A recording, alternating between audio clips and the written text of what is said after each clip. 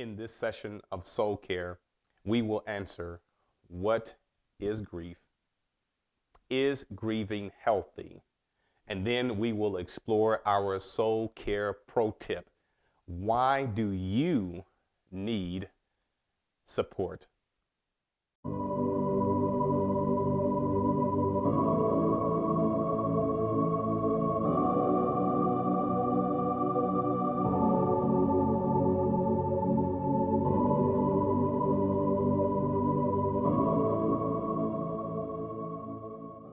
Welcome to Soul Care Community. I am Pastor Steve. I am your soul care advocate.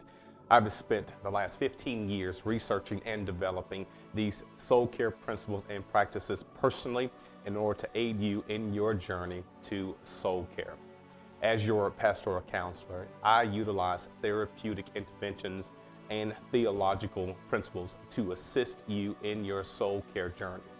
Soul Care Community aims to provide you with practical tips on inner well-being, also known as soul care. Welcome to the Soul Care Community, and here, together, we heal. Thank you for joining us in today's Soul Care session. So we want to answer the question, what is grief? Grief is the process by which you heal. And understand that all grief is unique, and the journey of grief can be and should be a healthy journey. Can be long, perhaps complicated, but the journey of the griever is one that they can only take alone. Time does not heal the pain associated with loss, but what you do with that time matters. There are some common emotions you may experience during your time of grieving, and I want you to allow yourself to feel the range of emotions.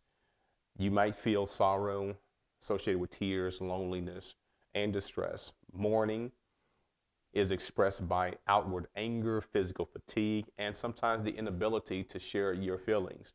The sense of and the emotion of loss is the feeling of absence of what used to be. But then lastly, grief is the feeling of being weighed down and burdened. And what I've done, I've provided you, the griever, an emotional wheel so that you can identify what you might be feeling and be able to name that.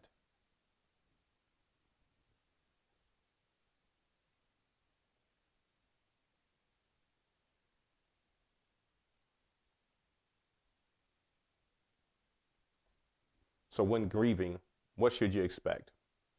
Well, first of all, trust that grief is indeed part of the healing process, and you will eventually heal, but it will require small steps that become part of the longer journey, and the journey becomes the healing process. So the question is grief healthy? Should I be grieving? Do I ever get over grief? Well, good grief is indeed healthy grieving, and healthy grieving is just a few things. It is working through the process. Secondly, it's a day-by-day, week-by-week process. There's no anticipated end date. There's no expiration date for grief. The good grief is doing what needs to be done day by day, week by week. And also, and through this grieving process, you are developing healthy coping skills in this journey. But I want to tell you that you must know that sorrow is real, but it can be healing. It is also being able to confront and name emotions and not necessarily burying them or ignoring them. I want to encourage you that good grief is necessary. Grief is not emotionally healthy, regardless of what others may tell you. Some may tell you, you should be over this by now. You need to get over this, but understand that grieving is indeed perfectly normal. You experience healthy joy, and you may experience laughter. Along with that, you may experience healthy, sorrowful grieving. And you should not feel guilty about that. Now, good grief might be long, but it also depends on several factors. And let me name these for you. It would depend upon the griever's personality. There are just some people who are simply prone to sadness.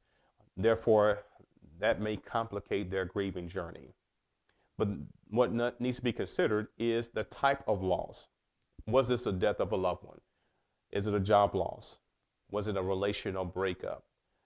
There can be any number of losses, but that would determine how you will grieve. You need to consider your support system. The lack of a support system can complicate one's journey in grief. If you've experienced previous losses, that shapes how you have either developed or underdeveloped the coping skills to handle future losses. A person's belief system may influence and affect how they grieve. But then also, during this, you need to develop the ability to communicate your feelings. Good grief might be difficult. No journey in grief is easy, nor should you expect it to be. There will be times when the griever yourself may feel as though they may have achieved completion, but unfortunately, they may experience a setback in the grieving process, and that should be expected. But here is indeed your soul care pro tip for today. You need others. I'm going to say it again. In this grieving process, in order to develop good grief, you're going to need others. So the question is, why do I need others? Why do you need others? You need a support system. And what is that support system? I'm glad you asked. When you become involved with a support group, here are some things you want to look out for. That it would provide a safe environment to share your story. This is your story to share and no one else's. Secondly, it should be a place to establish connections with others who may have experienced loss or similar loss. But lastly, this must be a place of learning coping skills. It is important that you develop healthy coping skills in your journey of grief. But what is the benefit of a support group? Why do you need it? John Ortberg states this: spending meaningful time with people who care about us in an indispensable way promotes human flourishing. So when you're part of a support group, it promotes healthy grieving, which will help you, the griever, to flourish. Therefore, a support group becomes a form of therapy. I'm going to say that again. When you find a support group, it becomes a form of therapy in your grief journey. What is the biblical precedence for supportive relationships? Well, Romans 12, verse 15 states this: rejoice with those who rejoice and weep with those who weep. Paul illustrates a very simple and important principle here, that within the supportive relationships, that we have an opportunity to practice empathy, to feel with someone. So when someone's rejoicing, we feel with them. If someone is weeping, we feel with them. But then Paul tells the church in Corinth, in 2 Corinthians chapter 1, verses 3 and 4, he says, blessed be the God and Father of our Lord Jesus Christ, the Father of mercies and God of all comfort. Emphasis, God of all comfort, who comforts us in all our affliction, so that we may be able to comfort those who are in any affliction with the comfort with which we ourselves are comforted by God. Here Paul gives us a very important principle here, that those who have received the comfort that God has given in our afflictions, we are to turn that comfort to those who may be experiencing affliction and difficulty. The unique thing about supportive relationships is that it gives us space to practice empathy and to provide support to those who are in need. This is a simple and challenging principle that often we may feel the need to retreat and go into a period of isolation, but often in those instances we do ourselves a disservice of not only receiving the support we need, but also giving support to those in need. And that is our soul care session for today. It is my hope and prayer that in your journey of grief, that you will come to discovering and that you will find healing within yourself and within a community that will be supportive to you in this journey of healing.